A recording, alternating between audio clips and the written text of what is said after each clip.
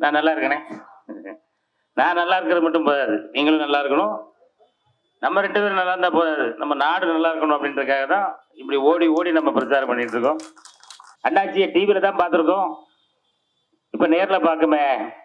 டிவியில குழந்தைகள் கூட பேசுவாரு, இப்ப என்ன பேச போறாரு அப்படின்ற மாதிரி நீங்க எதிர்பார்க்கறதுல எனக்கு தெரியுது. அக்கா நீங்க யோசி இல்ல, உங்க மைண்ட் வாய்ஸ் இங்க கேக்கு. எங்களுக்கு மீண்டும் ஒரு முறை வாய்ப்பு தாருங்க. எப்படி கொடுப்போம் உனக்கு வாய்ப்பு? எப்படி கொடுக்க முடியும்? அவர் யாரு? அந்த ஒரு பேர் என்ன? மோதியா? மோடியா மோதியா அவர் பேரு? ஒரு சிலர் ஒவ்வொரு மாதிரி சொல்றாங்களா கேட்க. மோடியா மோதியானே? கேடியா? வடையா? எத்தனை பேருங்க அந்த ஆளுக்கு? ஒரு ஆள் வடன்றாப்புல, ஒரு ஆள் கேடின்றா, மோடின்றா. அந்த கட்சி பேர் என்ன? பாலியல். ஓ சாரி, அது இல்லையோ. அந்த கட்சியை சொன்னாலே அப்படிதான் வருது. பாஜகவா? ஐயோ, அது வாக்கில் கூட வரமாட்டாங்க. சரி, அது வர்றது கடைசியா இந்த இதோட முடிஞ்சிடணும். அப்புறம் இந்த பேரே வரக்கூடாது, யார் வாய்க்கிலையும் வரவே கூடாது. வந்தாலே நமக்கு வாய்க்கு சோறு கிடைக்காது. அப்படியானே? அது சொல்லுங்க, அழுத்தி சொல்லுங்கன்றப்பல. பாலியல் கட்சி எங்க பேரு ஏதாவது போட்டு விட்டுறாங்க, பத்திரிக்கையில போட்டு விட்டுருவாங்கண்ணே. அதுதான் உலகத்துக்கே தெரியுமா, அதை விடுங்க. அந்த கட்சிக்கு நான் ஒரு பேர் வச்சிருக்கேன். என்ன அப்படின்னா, அதாவது கரையான் கட்சி. கரையான் கட்சி அப்படின்னு அதுக்கு ஏன் பேர் சொல்றோம் அப்படின்னா, கொஞ்சம் கொஞ்சமாக அது புற்றுநோய் மாதிரி. ஒரு சிலருக்கு ஆரம்பத்தில் தெரியும், ஓ இவருக்கு அந்த அறிகுறி இருக்கு அப்படின்னு. ஒரு சிலருக்கு கொஞ்ச நாள் கழிச்சு தெரியும், சிலருக்கு 5 வருஷம் கழிச்சு தெரியும், சிலருக்கு 6வது வருஷத்துல இருந்து தெரியும். ஆனா காப்பாற்ற முடியுமா அப்படின்னா காப்பாற்ற முடியும். ஏன்னா இந்த புற்றுநோய்க்கு வந்து மருந்தை கண்டுபிடிக்கல. அதே போல பாஜக அப்படின்ற அந்த ஒரு புற்றுநோய் கட்சி முதல்ல ஒரு 5 வருஷம் எப்படியோ யாரை ஏமாத்தி வந்தான்னு தெரியல, வந்துட்டான். அதுக்கப்புறம் பாத்தீங்கன்னா 6வது வருஷத்துல இருந்து தான் நம்ம ஆளுக்கு தெரியுது, அட படுபாவி, எப்படிப்பட்ட ஆளுக்கு போய் நம்ம ஓட்டு போட்டிருக்கோம், ஐயோ ஐயோ தெரியாமல இவனை தேர்ந்தெடுத்துட்டோம். நம்முடைய வாழ்வாதாரத்துல கொண்டு அடிமடியில கை வைக்கக்கூடிய ஒரு ஒரு ஒரு ஒரு வேலையை அந்த காலு செய்ய ஆரம்பிச்சிட்டாங்களே, என்ன பண்ணலாம்னு சொல்லி இன்று கடைசியா முத்துன ஸ்டேஜ்ல வந்து நிக்கிற கட்சி. பாவம், அதாதே நிக்க போகுது. இன்னொரு 10 நாள் 15 நாள் கழிச்சு, அதேமா ஜூன் 4 நினைக்கிறேன், ஏன்னா அது இறுதி ஊர்வலம் நடக்கிற நாள், அதான் இருக்கும்னு நினைக்கிறேன். கதை கேட்கலாம்லண்ணே? கதை கேட்கலாமா? இந்த மோடி எப்படி அப்படின்னு கேட்டீங்கன்னா, மோடிக்கு உதாரணமா ஒரு கதை. இந்த கதையை கேட்டு கடைசியா நீங்க யார் யார் என்ன கேரக்டர்னு நீங்க தான் மிக்ஸ் பண்ணிடணும், சரியா? ஆமா. ஒருத்தர் ஒரு நாள் காலையில தூங்கி முடிச்சு வீட்டுக்கு வெளியே வந்து பாக்குறாரு. வெளியில வந்து பார்த்தா அவர் நிறுத்தி இருந்து அவருடைய பைக்கை காணோம். பைக்கை காணாம, நைட்டு இங்க தானே விட்டோம், யார் எடுத்திருப்பா அப்படின்னு சொல்லி, ஏய் நம்ம பைக்கை வேற யாராவது எடுத்துட்டு போனாங்களாப்பா அப்படின்னா, எனக்கெல்லாம் ஒன்றும் தெரியலங்க, பைக்கை காணோமா அப்படின்னா பரபரப்பாகி போச்சு. பைக்கு காணோம் அப்படின்னா இவருக்கு ரொம்ப கோபம். பக்கத்து வீட்டில் ஓடி போய் கேட்குறாரு, அண்ணே இந்த இதில் ஒரு பைக் நம்ம பைக் ஒன்று நின்றுச்சுனே பார்த்தீங்களா? இல்லைங்க நாங்கள் பார்க்கலங்க. எதிர்த்த வீட்டுக்கு ஓடுறாரு, அங்கே போய் கேட்குறாரு, என் பைக் இருந்துச்சாங்க? இல்லைங்க நான் பார்க்கலங்க. சரி, நேர மனைவி கிட்ட வராரு, டிஸ்கஸ் பண்ணாரு, இந்த பைக் எடுத்தவொன்னு நம்ம விடவே கூடாது, கண்டிப்பா இவனை போலீஸ்ல பிடிச்சு கொடுத்துடணும் அப்படின்னு முடிவு பண்ணி போலீஸ் ஸ்டேஷன் போகலான்னு வெளியே வரும்போது வாசல்ல பார்த்தா இவர் பைக் நிக்குது. என்னடா இது ஆச்சரியமா இருக்கு, பைக் இதுல நிக்குது அப்படின்னு. அந்த பைக் மேல ஒரு லெட்டர் இருக்கு. அந்த லெட்டரை பிரிச்சு படிச்சா, அண்ணே என்னை மன்னிச்சுக்கிடுங்க, என் பேரு அந்த பேர் மட்டும் தான் நீங்க கடைசியா சொல்லணும், சரியா? ஆமா, என் பேரு இது, ஒரு அவசரத்துக்காக உங்ககிட்ட கேட்காம உங்க வண்டி எடுத்துட்டு போயிட்டேன், தயவு செய்து மன்னிச்சுக்கிடுங்க அப்படின்னு சொல்லிட்டு, இருந்தாலும் என்னால் உங்களுக்கு ஒரு மன உளைச்சல் ஏற்பட்டதுனால, உங்க ஃபேமிலியில 5 பேர் இருக்கீங்கன்னு எனக்கு நல்லா தெரியும், அதனால இப்ப என்ன படம் ஃபேமஸா ஓடிட்டு இருக்கு? மஞ்சுமல் பாய்ஸா ஏதோ ஒரு படம் ஓடிட்டு இருக்குன்னு கேட்டாங்கல்ல. ஆமா, அந்த மஞ்சுமல் பாய்ஸுக்கு ஒரு 5 டிக்கெட் வச்சிருக்கேன், நீங்க குடும்பத்தோட போய் என்ஜாய் பண்ணுங்க அப்படின்னு இந்த லெட்டர்ல இருக்கு. பக்கத்துல ஒரு 5 டிக்கெட். உடனே நம்ம ஆள் எடுத்துட்டு வந்தாரு. ஏய் பாரியா, அவனை போய் நம்ம திருடன் நினைச்சு தெரியாம வந்துட்டவன், சரி நல்ல மனசுல இருந்திருக்கான்பா. சரி எல்லாம் ரெடியாங்க, வாங்க 5 பேரும் படம் பார்க்க போவோம் அப்படின்னு சொல்லி 5 பேரும் படம் பார்க்க போயிட்டாங்க. போயிட்டு வந்து கதவை துறக்காங்க, வீட்டுக்குள்ள ஒன்னையுங்க எல்லாம் குரூப்பா அப்படியே தியேட்டருக்கு அனுப்பிட்டு மொத்தமா வீட்டை அள்ளிட்டு போயிட்டான். அந்த டிக்கெட் வச்சான் பாத்தீங்களா அந்த பார்ட்டி.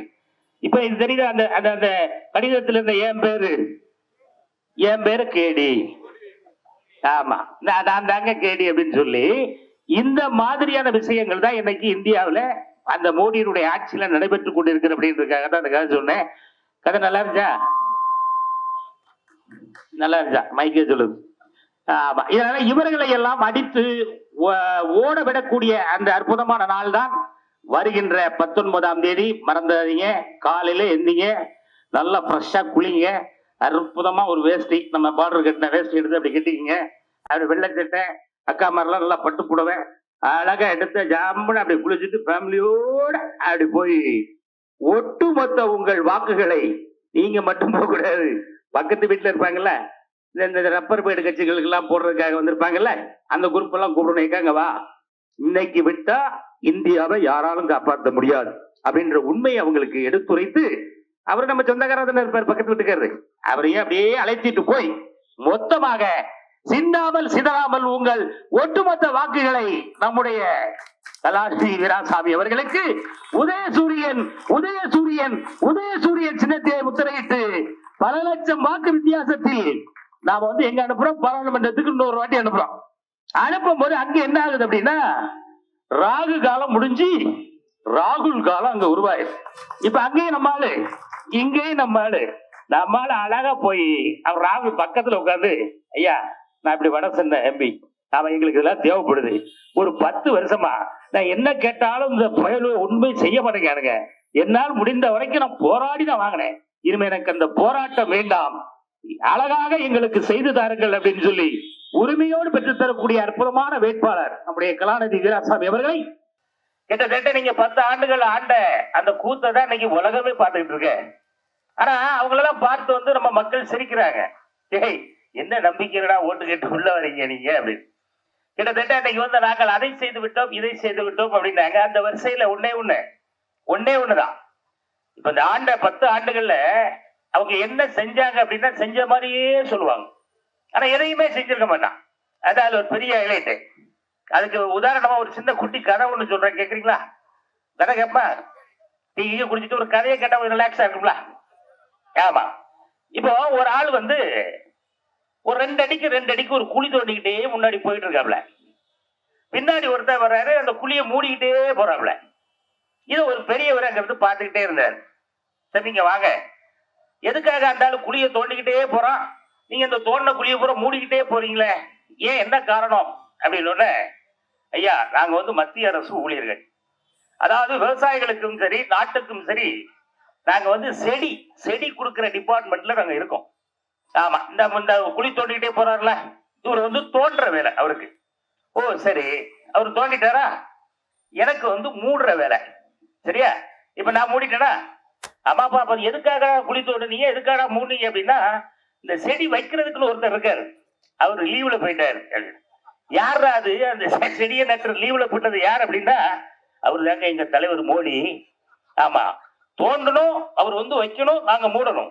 ஆனா அவர் அப்பப்ப அவருடைய ஆசைக்கு வெளிநாடுகள்லாம் சுத்தி வந்துட்டு இருக்கிறதுனால நாங்க தோன்றோம், எங்க வேலையை நாங்க முடிக்கிறோம். அப்படியே இப்படிதான் இருக்கு அவங்களுடைய ஆக்கம்லாம், அப்படிதான் இருக்கு.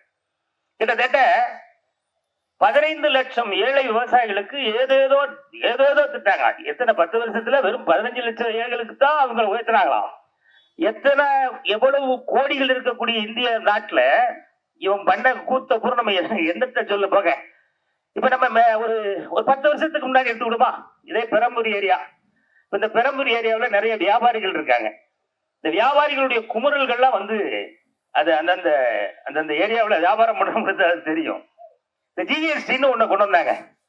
ஜிஎஸ்டின்னு ஒண்ணு கொண்டு இந்த வியாபாரிகள் எல்லாம் பாவம் சம்பாதிச்ச காசை கொண்டு போய் வீட்டுல பொண்டாடி கையில கூட கண்ணுல கூட காட்ட முடியல. போற வழியிலே ஒருத்தன் இதுக்கு ஒரு 4, அதுக்கு ஒரு 6, இதுக்கு ஒரு 18ன்னு சொல்லி போற வழியிலே அந்த ஜிஎஸ்டின்னு போட்டு பாவம் ஒய்ஃபோட தாலி அடகு வச்சு கடை துறந்த வியாபாரிகளுடைய நிலைமையெல்லாம் கேள்விக்குறி. இங்க மட்டும் இல்ல, இந்தியா முழுக்க ஜிஎஸ்டி நமக்கு செஞ்ச முதல் துரோகம் அதானே, உண்டா இல்லையா? அடுத்து ஒரு அற்புதமான விஷயத்தை பண்ணாரு.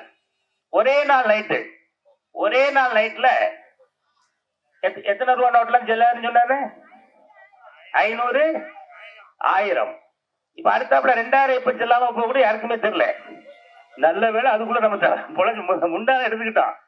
இதுக்கப்புறம் உங்க கையில எல்லாம் நாட்டம் தர முடியாது அப்படின்னு சொல்லி அந்த ஒரே இரவில் ஒரு புத்திசாலியா இருந்தா, ஒரு அறிவாளியாக இருந்தால், ஒரு நாட்டை ஆளக்கூடிய ஒரு ஒரு மனிதன் அவன் என்ன என்ன என்ன பண்ணிருக்கணும்? மக்கள் கிட்ட கேட்கணும்.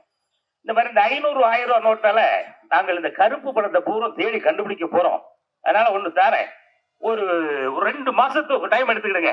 இந்த 500 1000 தயவு செய்து கொஞ்சம் கொஞ்சம் அப்படி இப்படி குறைச்சிருங்க. நான் திடீர்னு செல்லலன்னு சொல்லிடுவேன். அப்படி சொன்னா அது புத்திசாலித்தனம்.